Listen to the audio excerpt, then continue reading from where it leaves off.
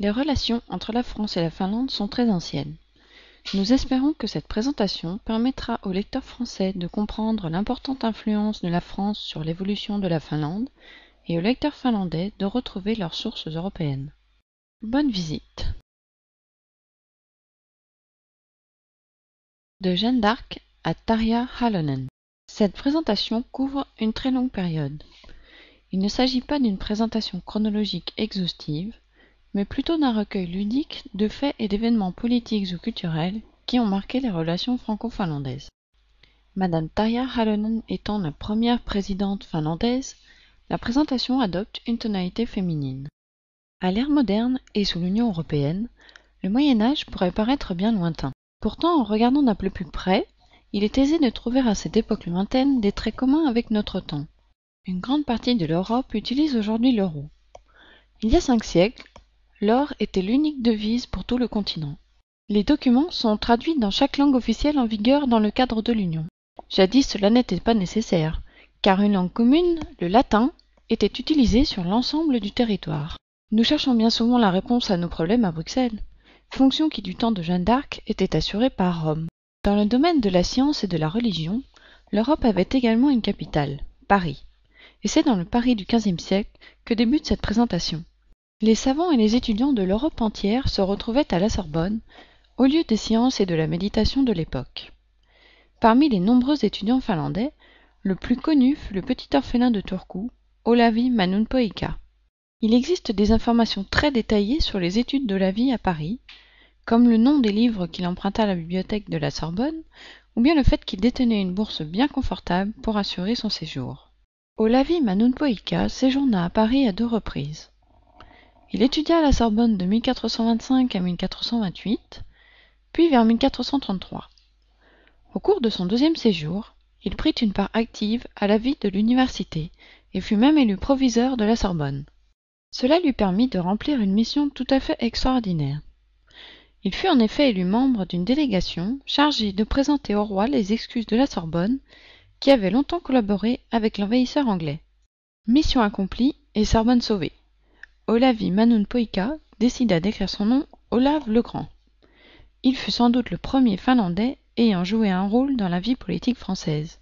Mais il n'est pas le seul, même s'il fallut attendre longtemps pour lui trouver un successeur. C'est à M. Harri Vatanen que revient ce rôle. Devenu député UMP au Parlement européen, il siège à Strasbourg. Harri Vatanen est sans doute actuellement le Finlandais le mieux connu et le plus populaire en France. Interrogé au sujet de la collaboration franco-finlandaise avant qu'il ne devienne politicien, l'agriculteur qui avait mis fin à sa carrière de rallyman et cultivait des champs en Provence fit le commentaire suivant. On peut dire que la collaboration franco-finlandaise marchait plutôt bien la plupart du temps. Les Français font de très bonnes voitures, les Finlandais sont beaucoup plus forts au volant, ce qui rend la vie équilibrée.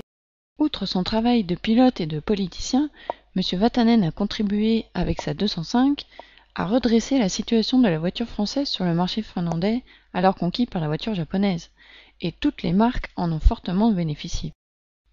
Pierre-Louis de Maupertuis, 1698-1759, homme de science et de mathématiques, fut un newtonien de la toute première heure. Il était nécessaire à Maupertuis de fournir une preuve tangible démontrant que la Terre tourne sur elle-même et autour du Soleil, et non l'inverse. Heureusement, les hommes de science de l'époque trouvèrent un moyen. Si la Terre tourne sur elle-même, la force centrifuge influence sa forme, qui ne peut donc pas être un globe parfait et doit forcément être légèrement aplati au pôle. L'Académie des sciences royales décida donc d'envoyer M. de Maupertuis en Laponie, afin d'y faire prendre des mesures pour déterminer la forme réelle du globe. Ce ne fut pas un voyage sans péripéties, et une grande aventure pour tous les participants. Vous trouvez dans la présentation les plans de l'Europe, de Tornio et des observatoires installés par M. de Maupertuis. Après une année de mesures prises à partir des collines des environs et un tracé de longueur d'1 degré sur le lac, de Maupertuis rentra à Paris en grand savant. Mais il ne rentrait pas seul. En fait, son aventure ne s'était pas limitée aux sciences et comprenait également une dimension beaucoup plus humaine, ce qui permit à Voltaire de décrire ainsi le retour de son ami. Les climats soumis aux 3 couronnes, c'est la Suède. La Finlande n'existait pas encore. avec vos secteurs, les fameuses mesures sur la forme de la Terre, avec vos carpes, l'expédition s'est nourrie grâce à la pêche, et surtout avec les deux Lapones. Des Lapones, bien sûr que non. Il s'agissait des deux filles d'un haut fonctionnaire local qui n'apprécia pas du tout la manœuvre du fulgurant galant scientifique.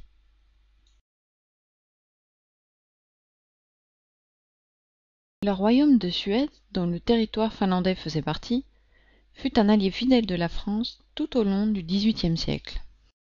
La France était alors le pays le plus riche d'Europe, et sa population était 10 fois supérieure à la population suédoise. Les ententes franco-suédoises contenaient des subsides, c'est-à-dire des versements d'argent par la France à la Suède, en contrepartie des faveurs politiques obtenues. La Suède, incitée par la France, attaqua donc la Russie en 1741. Le résultat fut désastreux, comme le montre bien le plan qui présente la frontière conformément au traité de Turku de 1743. Les Suédois décidèrent alors la construction d'une base marine à mi-chemin entre Stockholm et Saint-Pétersbourg. Cette base aurait pour mission d'héberger une flotte capable d'arrêter la flotte russe qui avait réussi à se présenter aux portes de Stockholm et de renforcer ainsi leur défense. Mais la Suède était incapable de financer la construction d'une telle fortification. La France envoya donc 90 tonneaux d'or pour permettre de commencer cette construction.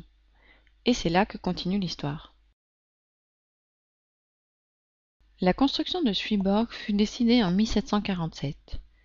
Il s'agissait alors du plus grand projet de construction jamais entrepris par la Suède. Le jeune lieutenant-colonel Augustin Ehrensvärd fut choisi comme réalisateur du projet. Il avait fait ses études d'artillerie et était parfaitement cultivé dans l'influence de l'époque des Lumières. Les travaux, qui reposaient sur des principes mis en avant par le maréchal Vauban, commencèrent en 1748 pour s'achever quelques 40 ans plus tard. Au début des travaux, Helsinki était une petite ville provinciale d'environ 1500 habitants. Les travaux de Swedborg nécessitaient 7000 personnes que Ehrensvärd fit venir de tous les coins du pays. L'immense injection d'or par la France dans la construction de la fortification est à l'origine du développement d'Helsinki et du fait que la ville devint plus tard, grâce à cette fortification, la capitale du pays. Swedborg devint le centre culturel du pays et l'influence de Ehrensvärd se répandit sur le territoire tout entier grâce aux travailleurs qui retournaient chez eux avec de nouvelles connaissances et de nouvelles habitudes. Augustin Ehrensvärd attachait beaucoup d'importance à l'éducation et aux conditions de vie des personnes qui travaillaient sur le chantier. Grâce à lui, la culture de la pomme de terre s'est répandue en Finlande, ce qui a permis d'éliminer le spectre de la famine, qui un siècle plus tôt tuait un tiers de la population.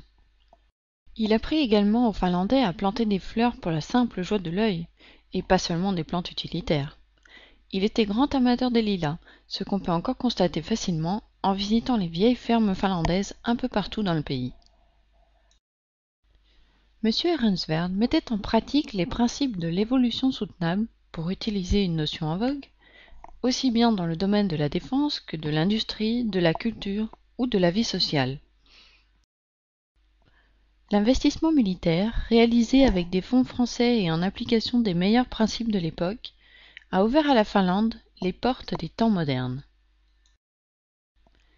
Mais il n'est pas possible de parler de Swedborg, qui s'appelle désormais Suomenlinna, sans parler de sa flotte.